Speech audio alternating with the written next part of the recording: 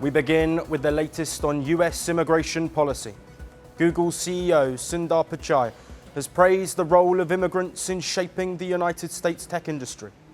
His comments come amid renewed political debate over the H-1B visa program for high-skilled foreign workers and proposals that could significantly affect foreign workers, especially from India.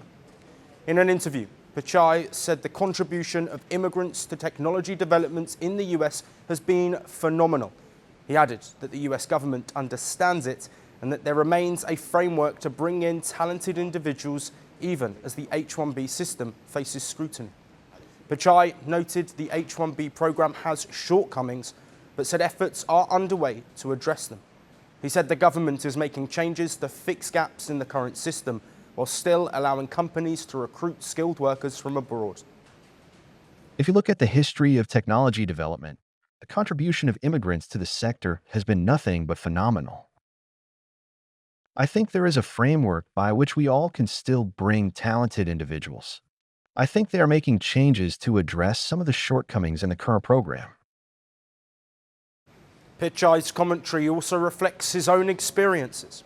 He moved to the United States as an international student, later shifted to an H-1B visa, and eventually rose to head Google and its parent company Alphabet. His remarks come at a time when the H-1B program is facing fresh debate. The discussion intensified after US President Donald Trump hiked the fee for new H-1B applications in September to $100,000. The White House has since said the aim is to curb alleged abuses within the program, not to shut it down. At least 2 major lawsuits have been filed against the H-1B fee hike.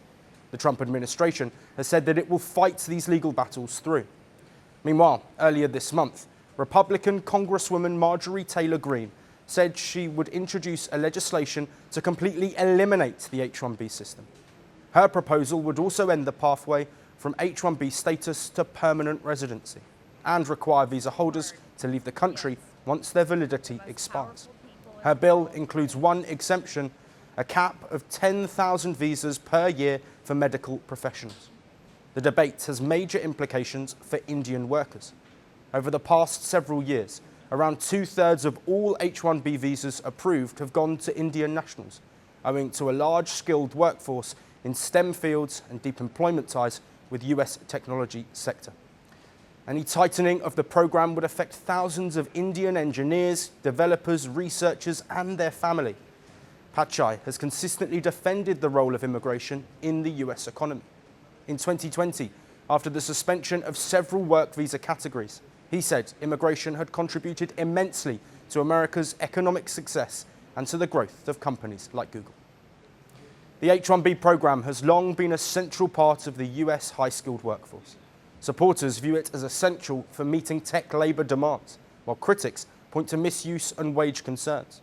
As policymakers weigh new restrictions, industry leaders like Pichai continue to emphasise the value of international talent, a value directly tied to the future of American tech companies and to the large community of Indian professionals who depend on the H-1B system.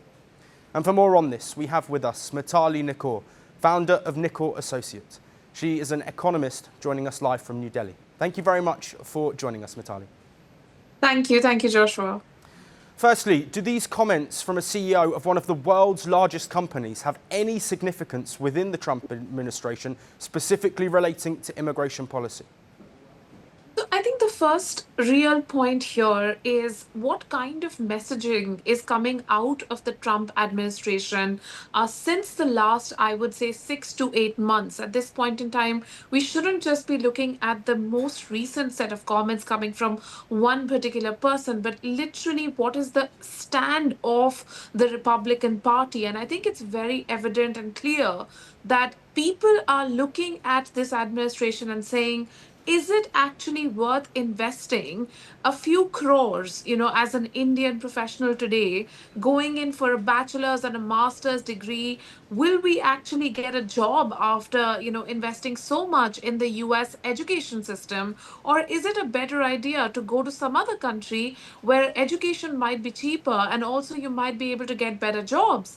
And that is sort of clearing the way for more tech companies to go into other countries like the the UK, like Europe, setting up technology parks, setting up innovation hubs, and giving real competition to the tech industry within the US. Yes, and do you think the US is underplaying the importance of foreign workers in key sectors like tech? And if so, why? I think it's quite funny to see someone like Marjorie Taylor Greene say that, these jobs that H-1B workers are taking replace American workers. I mean, this narrative, firstly, is dangerous. What should be understood and acknowledged is that when you have someone on an H-1B visa, they are bringing in skills which an American worker in this case does not have. This was exactly the narrative that was parroted in the UK at the time of Brexit, that there are a lot of foreign workers who are taking over the jobs of British workers. And then what happened? We've seen Brexit happened, and today the UK economy is suffering because so many European workers who would come there, seasonal European workers or specialized European workers, were then replaced. And now it's not that British workers are taking those jobs. It's going to be the same way in the US. A lot of value addition work in the technology space, which is happening in the US, will simply be offshored. It's not as though Americans are going to take those jobs because Americans are not training in those fields. If you see enough Americans coming into the STEM fields, they're all getting placed and they're all getting those jobs. But it's not as though there are enough workers to meet the demand of the fast growing tech sectors in the US. Yes, absolutely. And those parallels you've drawn with Brexit, of course, a key point at that time was immigration and anti-immigration, something we're also seeing with the Trump administration. But finally, Mitali, Sundar Pichai did suggest that there are some issues with the H-1B visa. What could those be? So, in my understanding, of course, there are issues, of course, in the fact that there are a few companies which actually, create applications, and the entire cost of the application is very high. So, there are a few companies which, bring in a large number of applications so that at least, in terms of probabilities, their employees are the ones who would then get a majority of the H-1B visas. I mean, if you think about companies like Amazon, in fact, companies like Google themselves, a lot of the bigger tech companies are really the ones that are putting in thousands and thousands and thousands of applications because they want to make sure that at least a certain percentage of their applications are successful. So there is that sort of issue which does come in. But on top of that, it's also the fact that it's a lottery based system. It's not a points based or a merit based system where you can sort of prove that, okay, somebody who has 10 years of experience gets more points than somebody who's a fresher or a fresh graduate. So at the end of the day, there is definitely a need to relook at the system. But if one looks at the system and does this assessment from, a lens of, again, these are workers which are replacing American workers, then we won't end up with a fair system anyway. Mitali, thank you ever so much for your time and your insight. Of course, discourse on this matter is going to continue, but thank you very much for providing those updates. Thank you. I was a revolutionary. I became a ruler. I claimed to protect my people. I terrorized them instead. I built palaces. I started wars.